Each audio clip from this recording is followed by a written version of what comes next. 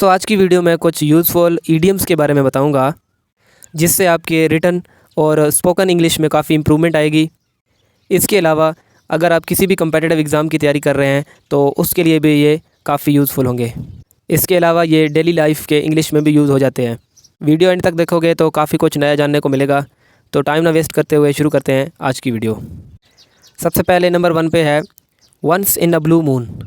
Once in a blue moon का मतलब होता है किसी भी शख्स का कभी कभार नज़र आना।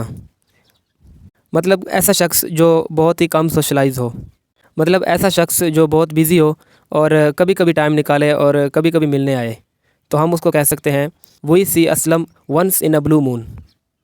Next one is back to square one.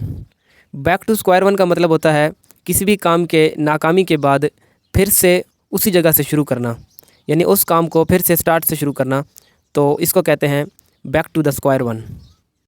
Next one is have a chip on your shoulder.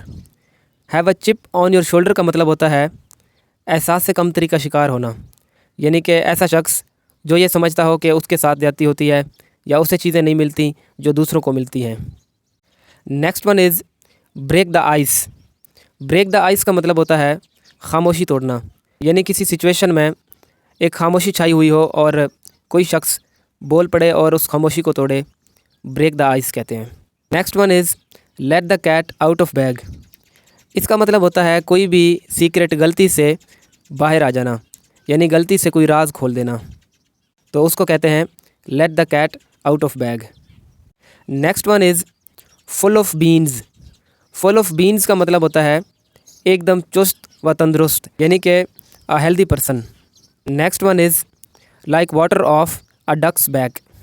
इसका मतलब होता है किसी शख्स पे किसी बात का असर ना होना।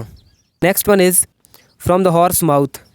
फ्रॉम द हॉर्स माउथ का मतलब होता है किसी ऑथेंटिक रिसोर्स से इंफॉर्मेशन मिली हो, यानी किसी सही ज़राए से आई हुई बात। Next one is a wild goose Chase. A wild goose Chase का मतलब होता है बिना सुराग के पीछा करना, यानी कि बेसूद कोशिश करना, मतलब बिना किसी क्लू या एविडेंस के किसी के पीछे पड़ जाना। Next one is come up to scratch. Come up to scratch का मतलब होता है किसी काम के लिए पूरी तरह तैयार होना, यानी कि किसी भी काम के लिए एकदम से एक्टिव होकर रहना। Next one is on the ball. On the ball का मतलब होता है हर वक्त चौकन्ना रहना, एक्टिव रहना, यानी हर सिचुएशन में वॉचफुल रहना। Next one is show somebody the ropes. इसका मतलब होता है किसी भी शख्स को बेसिक चीज़ें बताना, यानी कि किसी भी डिपार्टमेंट में या किसी भी इंस्टीट्यूशन में किसी शख्स को बेसिक चीज़ें बताना या बेसिक रूल्स बताना, तो उसको कहते हैं show somebody the ropes. Next one is hit the nail on the head. इसका मतलब होता है मौके के मुनासबत से सही बात करना, यानी कि एट द मोमेंट सही डिसीजन लेना। Next one is pass the buck. Pass the buck का मतलब होता है अपनी रिस्पॉन्सिबिलिटी किसी और पे छोड़ देना, यानी कि अपने काम को किसी और पे छोड़ देना। Next one is at the sixes and sevens.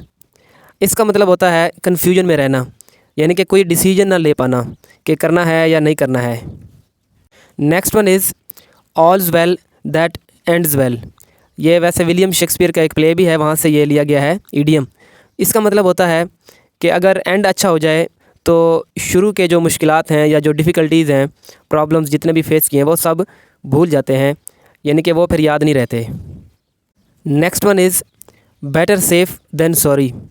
मतलब कि कोई भी ख़तरा मोल लेने से अच्छा है कि आप माज़रत कर लें, यानी कि किसी सिचुएशन में बजाय इसके कि आप किसी डेंजर में आ जाएं, तो आप अगर सॉरी करने से कोई काम बन जाता है, यानी कि कोई प्रॉब्लम हल हो जाती है, सॉल्व हो जाती है, तो आप सॉरी कर लें। Next one is every cloud has a silver leaning. इसका मतलब होता है हर काम में खुदा की रज़ा होती है, मतलब जो होता है अच्छे के लिए होता है, तो ये इसका मतलब होता है। Next one is once bitten twice shy. ये बहुत ही कॉमन ईडियम है, यूज़ होता है, जिसे हम उर्दू में दूध का जला छाछ भी फूंक फूंक के पीता है। मतलब एक दफ़ा किसी चीज़ से किसी को नुकसान हो जाए तो फिर वो नेक्स्ट टाइम बहुत ही केयरफुल हो जाता है। Next one is the proof of the pudding is in the eating. अब ये थोड़ा बड़ा है, इसका मतलब ये होता है कि किसी भी काम का पता उसको करने से होता है, यानी दरिया में जाकर ही गहराई का अंदाज़ा होता है। ये इस इडियम का मतलब है। Next one is a rolling stone gathers no moss. ये भी बहुत कॉमन यूज़ होता है, जिसको हम उर्दू में कहते हैं धोबी का कत्ता घर का ना घाट का। यानी कि ऐसा शख्स जो बार बार अपना डिपार्टमेंट चेंज करे या अपना जो राय चेंज करे तो वो किसी भी एक काम पे कायम नहीं रहता, वो ना इधर का रहता है ना उधर का रहता है। तो ये इसका मतलब होता है। Next one is there is no smoke without fire. यानी कि अगर कोई अफवाह फैले तो उसमें कुछ ना कुछ हकीकत ज़रूर होती है, यानी कि किसी भी अफवाह में थोड़ी बहुत तो हकीकत होती ही है। तो इसका मतलब ये होता है there is no smoke without fire. Next one is a stitch in time saves 9। इसका मतलब होता है अगर वक्त पर कोई कदम उठाया जाए तो बड़े नुकसान से बचा जा सकता है। यानी टाइमली किसी चीज़ को कंट्रोल कर लेना तो बड़े जो नुकसान से या लॉस से हमें बचा लेता है। इसका मतलब ये होता है अ stitch in time saves 9। Next is strike while the irons hot. इसका मतलब होता है कि मौके का फ़ायदा उठाना, यानी कि जैसे हम उर्दू में कहते हैं कि लोहा गर्म देख के उस पर वार कर देना या ज़रब लगाना। तो इसका मतलब ये होता है। Next one is eat humble पाए। अब इसका मतलब ये होता है कि अपनी गलती को तस्लीम कर लेना, यानी अपनी मिस्टेक को एडमिट कर लेना। तो इसको कहते हैं eat humble pie. Next one is an Achilles heel. Achilles heel का मतलब होता है किसी शख्स की कोई कमज़ोरी, यानी कि किसी भी शख्स की कोई वीकनेस है, तो उसको कहते हैं an Achilles heel. Next one is under the weather. Under the weather का मतलब होता है कि बीमार पड़ जाना, यानी कि हेल्थ ख़राब हो जाना।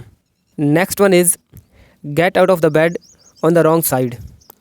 अब इसका मतलब ये होता है कि सारा दिन ख़राब हो जाना, यानी कि दिन सही ना जाना किसी का। जैसे हम कहते हैं ना कि आज का दिन ख़राब गया है, तो इसको इंग्लिश में ईडियम अगर यूज़ करना चाहें तो आप कह सकते हैं get out of the bed on the wrong side.